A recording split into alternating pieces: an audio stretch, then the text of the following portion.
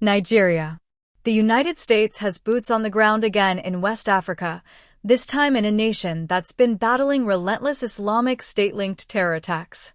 A small military team has been deployed, not with fanfare, but quietly confirmed.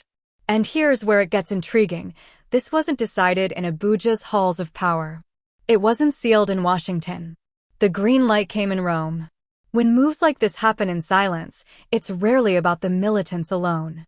It's about something bigger breaking behind the scenes, something that can't be fixed publicly. Nigeria didn't suddenly become the hotspot. It was selected as the replacement. The real question isn't who arrived. It's what collapsed elsewhere that forced this pivot.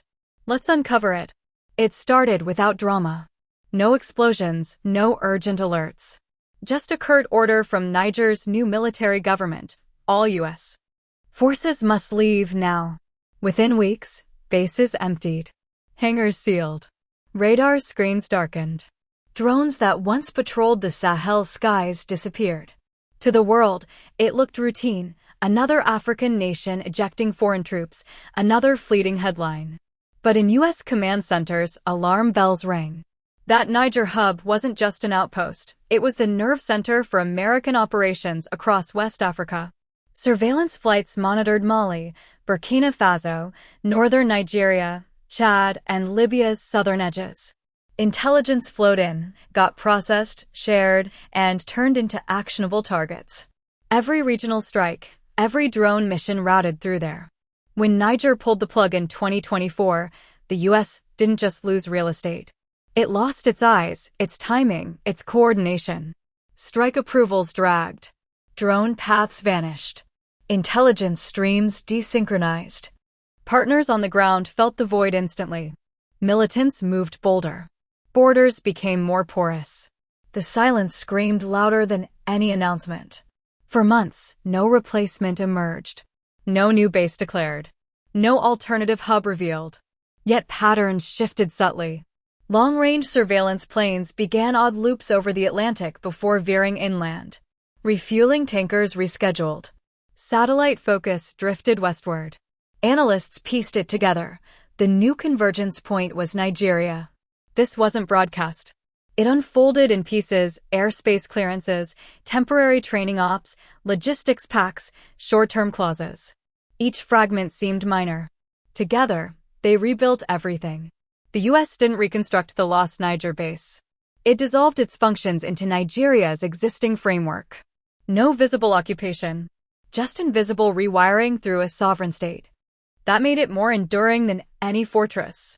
Nigeria wasn't responding to a sudden crisis. It was being positioned for a larger role, one born from a distant collapse, finalized quietly abroad, and executed before the implications sank in. The Sahel had lost its command spine. Something new was taking root in Nigeria to fill the void. So the deeper mystery isn't the arrival, it's why it had to stay invisible. Systems only shift in shadows when the stakes are too high to explain openly. Who greenlit Nigeria as the new regional control node? Not Nigerians hashing out their destiny in parliament. It came from a room far from Abuja, far from scrutiny, Rome. That's where AFRICOM officials met President Bola Tinubu. Not in a flashy crisis summit, just procedural talks, almost mundane on paper. But those discussions birthed decisions with massive fallout. Soon after, Nigeria approved U.S. airstrikes on its soil, not joint ops, not intel swaps, but actual strikes. Then came permission for a small U.S. team to embed, not rotate, not visit, but install. No national speech. No defined limits. No exit timeline. The silence was deliberate. Rome isn't symbolic, it's operational. NATO logistics and AFRICOM overlap there, away from domestic politics. Decisions in Rome prioritize long-term positioning over headlines. In Abuja, questions would erupt. Who controls targets? Who authorizes force? In Rome, only execution matters. Nigeria was ideal. Vast airfields, robust intel services, active security campaigns that could camouflage added layers. No new base required. No flags raised. The U.S. didn't arrive as occupiers, they upgraded the system from within. From outside, it's still Nigeria's fight. Nigerian troops, Nigerian flags, Nigerian statements. Behind the curtain, new access opened, corridors activated, channels synced. This is how permanence slips in, gradual, reasonable steps that add up to irreversible architecture. Nigeria didn't join a U.S. mission. It absorbed one. Once embedded, it doesn't need fresh approval every time. Just ongoing compatibility. But what exactly did that small team bring? Not infantry battalions. No tanks rolling in. No patrols on streets. People missed it because they expected soldiers. Instead, came decision-making tools, intelligence fusion centers, secure satellite links, encrypted pipelines pulling data from drones, signals, aircraft, and ground sources into one clear picture. The team operates these. They don't raid villages, they connect dots, prioritize threats, decide what matters. Once live, Nigeria shifts from fighting its own insurgency to becoming a regional launchpad. Operations planned, routed, approved through shared systems. Whoever controls the intel flow controls the war before shots fire.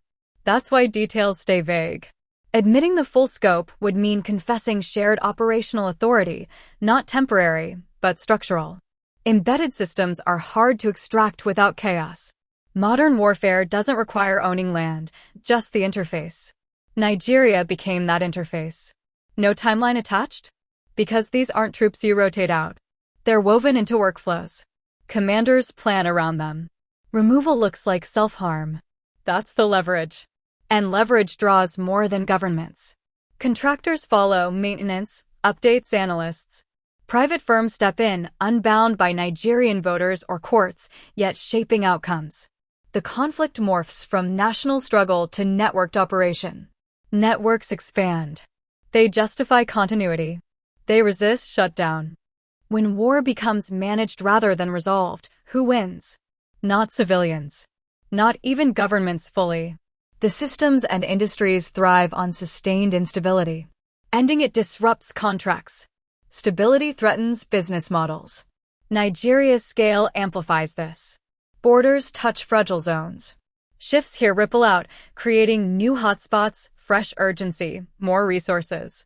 Progress on paper often relocates violence, not ends it. Relocation sustains the ecosystem. Look at Somalia, 2 decades of the same model. No clear end, just endless degradation, ops. Surveillance persists. Strikes continue. Threats contained, never erased, because erasure means disengagement. Somalia isn't recovering, it's monitored. Success redefined, system runs smoothly, data flows, partnerships endure. The host loses the vision of an ending. Nigeria isn't Somalia, it's bigger, stronger. But that makes it more valuable. Framed as partnership, not help, questioning it feels disloyal. Somalia slid into dependency gradually. Nigeria stands at the same threshold, invited, not forced. What changed in 2026? The method. No longer needing fragile states for justification. Now embedding in functional ones. Nigeria's strength allows absorption without visible rupture. Control thins quietly through protocols and dashboards. This isn't about militants. It's about power relocating when it loses a base, but won't lose influence. In 2026, it moved inward into systems, processes, Nigeria. The final question isn't short-term security gains. It's this: when Nigeria wants this gone, can it still say no without massive cost? Let us know in the comments, was this always the plan? Drop your thoughts below. Thanks for watching. If you value unfiltered stories on Black culture, history, and identity, like, share, and subscribe. Hit the bell for more. Until next time, stay sharp.